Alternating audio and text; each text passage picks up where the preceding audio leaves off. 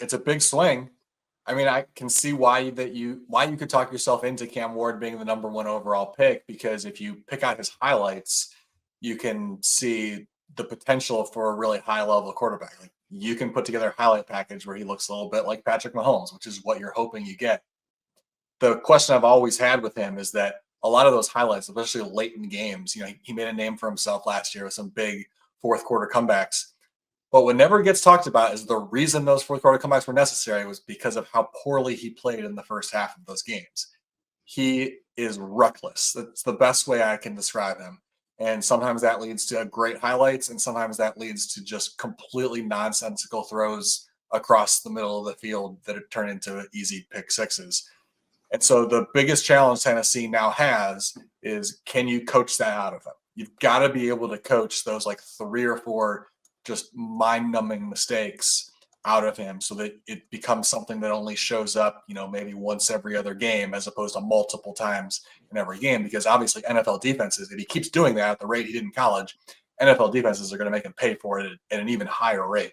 So that's now Tennessee's job, is to force him to eliminate those plays. If you can, he's going to be a good starting quarterback. If you can't, he's a bust. I think it's really that simple. Cam Ward falls into a bucket where he's probably not going to run enough to like really be like a significant, difference maker in fantasy circles anyways, outside of 2 QB formats.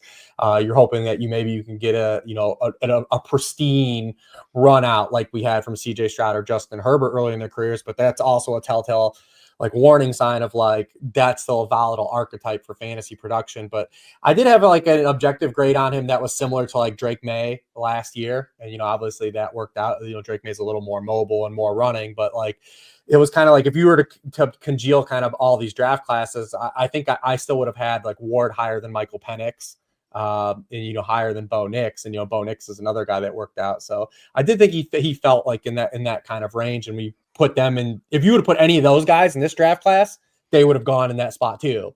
So I kind of get like how it all just kind of came together for Cam Ward, paired with the, no one really liking any of these other guys outside of, the Giants coming back to get Jackson Dart at 25.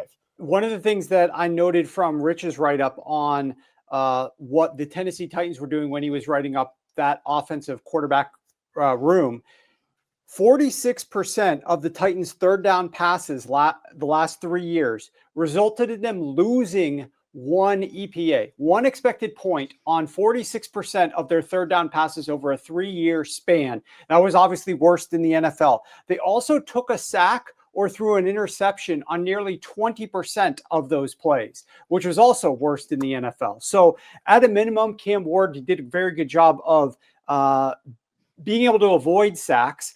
I think it was in Ryan's write-up, or maybe it was in Rich's, that Cam does hold on to the ball a little bit too much when he's under pressure, something that he has to do a little bit better. But at least he was slippery enough and had some escapability to avoid those back-breaking sacks, which we know just absolutely kill drives. And so that third down variance has gone against the Tennessee Titans for several years now due to their just absolutely horrific quarterback play on those key downs. Maybe Cam Ward, maybe he doesn't start, in week 1, year 1 of being elite on third downs, but definitely going to have a higher ceiling than what they were getting previously.